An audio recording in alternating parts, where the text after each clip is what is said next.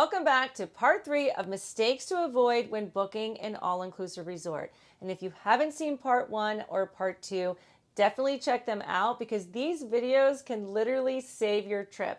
I have been to over 20 all-inclusive resorts and have made every mistake imaginable. Number 1 is a little controversial because it's about tipping at an all-inclusive resort and why you need to factor this in when you are booking. Now, some people assume that because it's an all-inclusive resort, that tipping is included, but in most cases it is not. And these resort workers are earning very little per hour and rely heavily on tips as part of their income. And I know some people come from countries where tipping is not a part of the culture, so it might be a little frustrating and confusing. But in destinations like Mexico, Dominican Republic, and Jamaica, where these all-inclusive resorts mostly are, tipping is very much a part of the local custom, and it's really a meaningful way to show appreciation. And a little goes a long way. I actually have a full tipping guide on my channel. I will link it in the description below, and it breaks down the suggested amounts by role, so you can factor these costs in when you are booking your vacation. Number 2 is about premium liquors, and I did touch a little bit on this in part 1.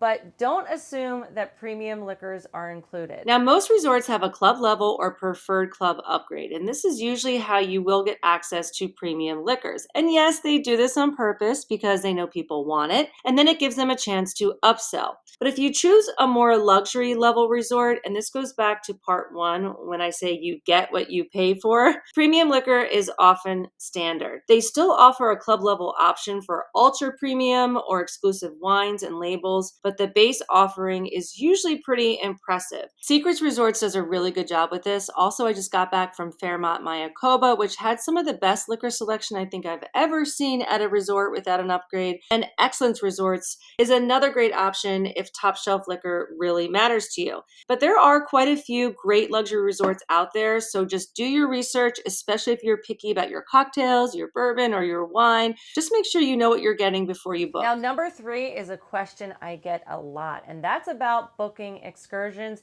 and whether or not you should wait until you get to the resort to book them. So I prefer to book excursions before arriving for a lot of different reasons. One is because when I first started going to all-inclusive resorts and waiting until I got there, some of the ones that I really wanted to go on were completely sold out. Another reason is that it gives me time to read through all the reviews, do my research, and make sure I am choosing a reputable excursion company. Now, one advantage of waiting to book excursions until you get to the resort is that most resorts do have on-site excursion companies.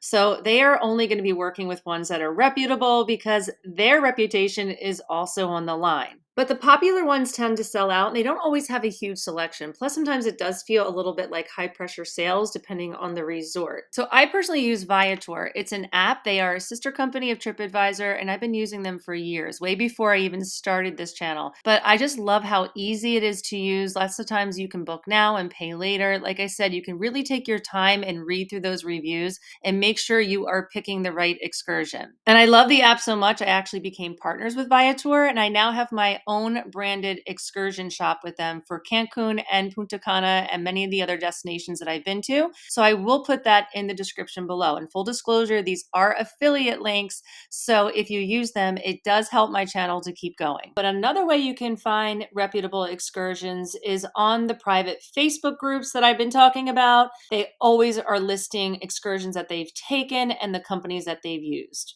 So number 4 is a huge one for family resorts, and that is you want to check the weight and the height requirements for all activities, especially the water slides. This actually happened to me at the Grand at Moon Palace with my younger son when he wanted to go on some of the bigger water slides, but he was just shy of the height requirement. And it really put a damper on the entire trip because he was so disappointed because this was one thing that he was really looking forward to. Plus his older siblings could use the water slides. And I know it sounds like spoiled brat mode, but if you're a mom or a dad and you have multiple kids, you know exactly what I'm talking about. So just make sure you look into those ahead of time. You usually can find all of the requirements on the resort website. Before booking the all-inclusive resort, you want to be clear on what their cancellation and refund policy is. Especially if you were traveling during hurricane season, which I talked about earlier, you really want to be clear on the resort's cancellation and refund policy. And I've seen it way too many times where people lose out on a lot of money, and it's happened to me because honestly, emergencies happen. Life can throw you curveballs, whether it's a family emergency, a broken ankle, or just something unexpected at work. So if you're booking a non-refundable rate, definitely consider adding trip insurance to protect yourself. And this is also a big reason why I like booking through a travel agency,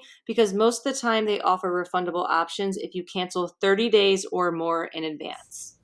And finally, number 6 is about reservations for restaurants and the spa. Not all resorts require restaurant reservations, but many of them do. Now, personally, I actually prefer resorts that do, because then I know exactly where and when I'm eating instead of ending up on a wait list and sometimes having to wait for over an hour. Now, the downside is that some of these resorts do run out of reservations, and you can't book these ahead of time. At least in my experience, I've never seen a resort that lets you make dining reservations before you check in. Now, one tip is consider upgrading to the club level. Yes, it is a bit of an upsell and a tactic, but at many resorts, your butler or concierge will handle all of your dining reservations for you, and that alone can actually be worth it. And if you're not sure whether reservations are required, you can usually find this information on the resort's website under the restaurant section. Now, when it comes to spa appointments, that's different because you can usually book those ahead of time. So if you know you want a spa day and you have a certain time and day in mind, definitely reach out to the resort or the concierge before your trip. They often send you the spa menu, or you can find it on the resort's app. Personally, I don't really do spa treatments. I think they're a little overpriced.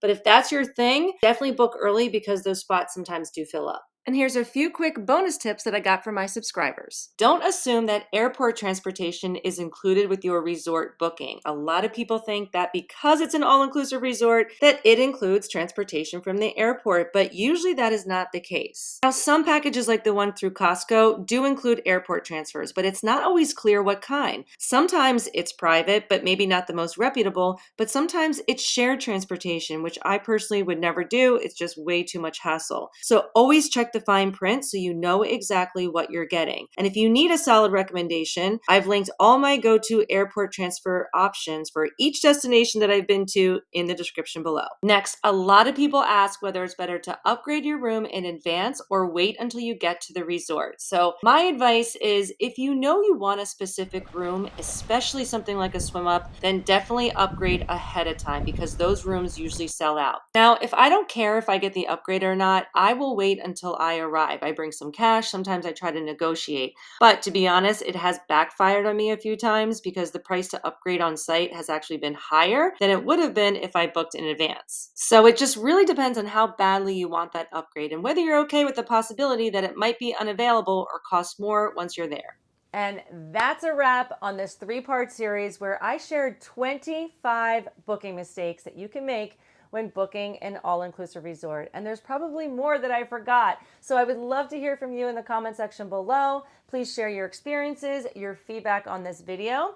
And of course, keep following me at 3 Days and Tres Noches, where I bring you honest resort reviews, travel tips, and information about the destinations that I go to, and show you can have an amazing vacation in a really short amount of time. You can also find me on TikTok and Instagram.